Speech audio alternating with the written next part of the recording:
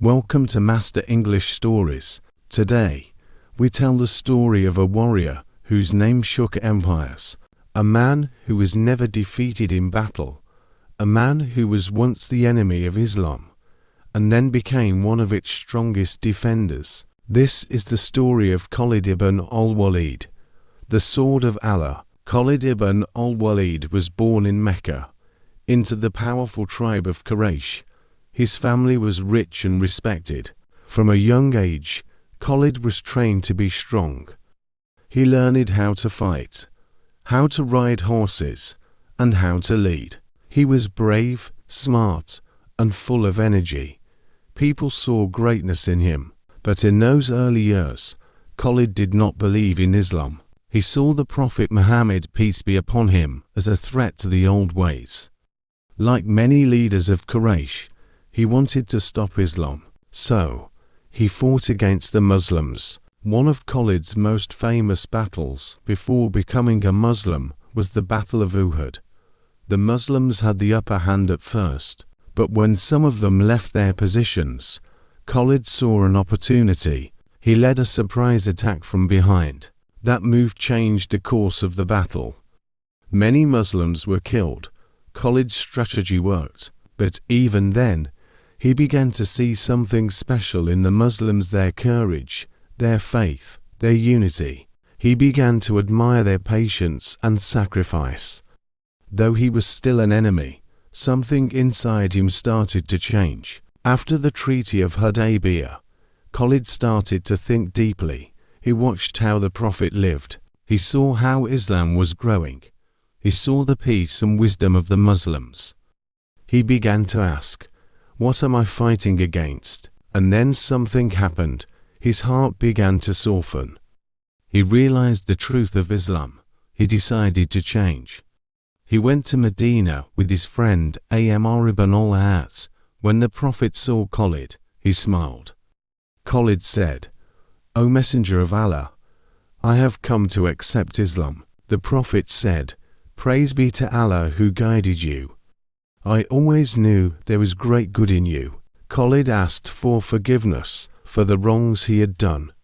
The Prophet replied, "Islam wipes away what came before." From that day, Khalid ibn al-Walid became a Muslim, and a new chapter of his life began. Khalid quickly became one of the Prophet's most trusted commanders. His first major battle as a Muslim was the Battle of Mu'tah. The Muslim army was small, facing a huge Roman force. When the commanders before him fell, Khalid took charge. He fought bravely, using brilliant tactics.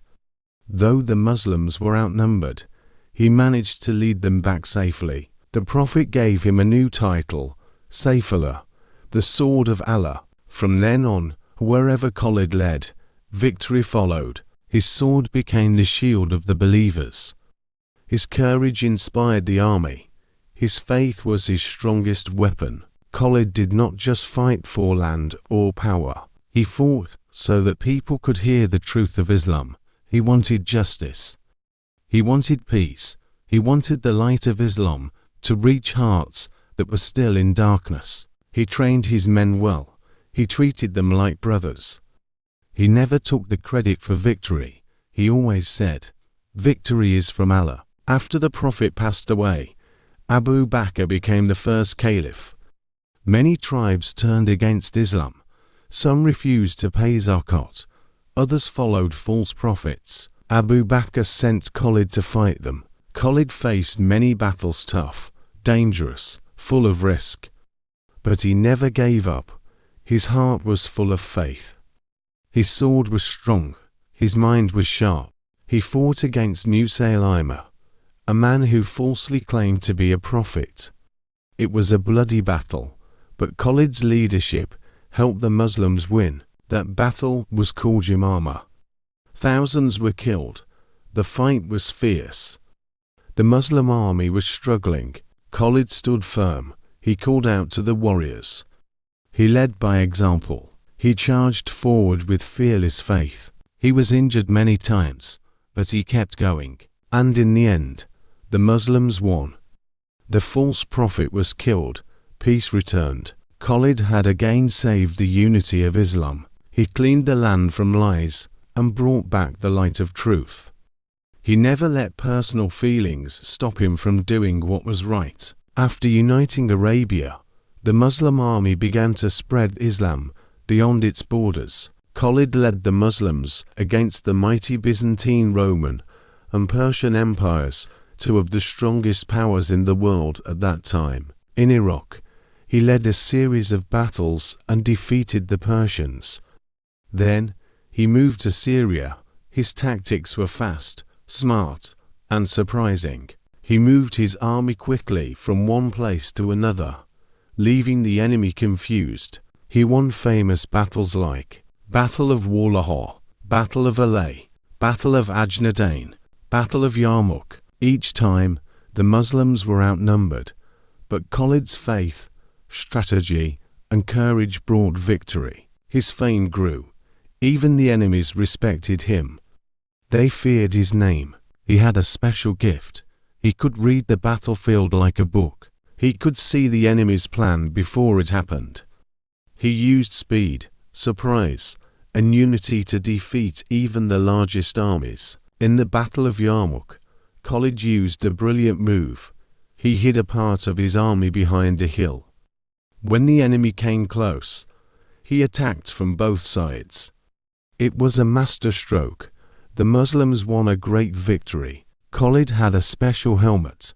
It had a hair from the Prophet's head inside it. He believed it gave him blessings. In one battle, the helmet was lost. Khalid stopped everything.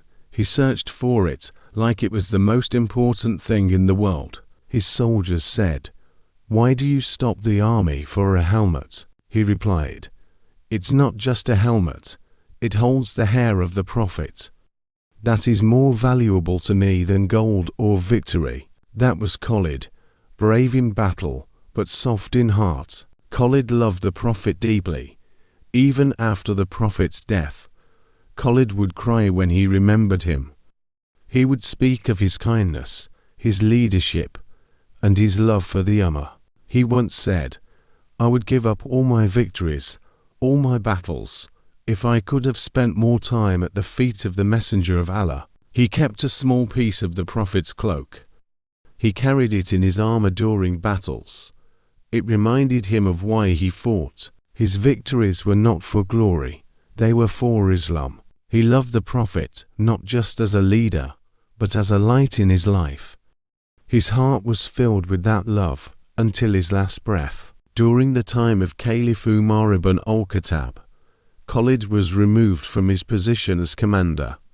Some say it was because Umar didn't want people to think victory came from Khalid instead of Allah. Khalid accepted this decision with a clean heart. He didn't fight it. He didn't complain. He said, "I fought for Allah, not for leadership."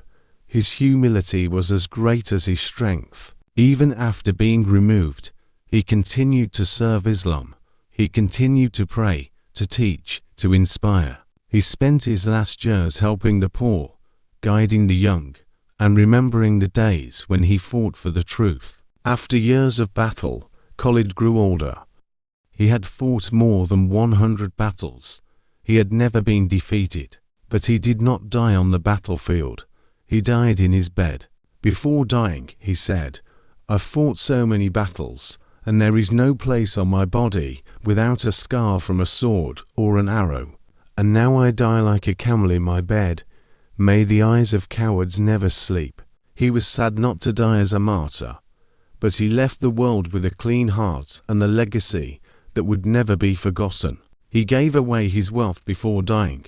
He asked for nothing but Allah's mercy. His funeral was simple, but his name echoed across the world. Children were named after him. Warriors prayed to be like him. Enemies respected him. He was not just a soldier, he was a symbol of strength, of faith, of truth. Khalid ibn al-Walid showed us what it means to change, to believe, and to fight for what is right.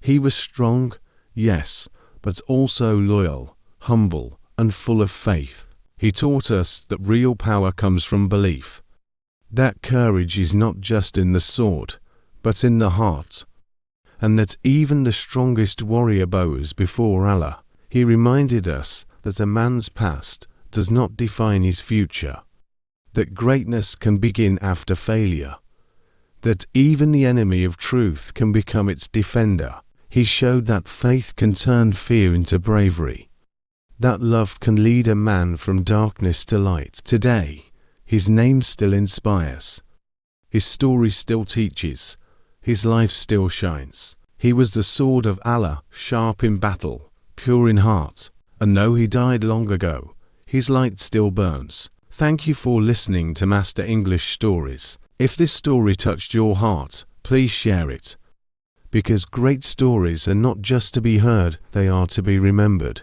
And always remember, no matter your past, you can still become a legend of truth, like Khalid ibn al-Walid, the undefeated, the believer, the sword of Allah.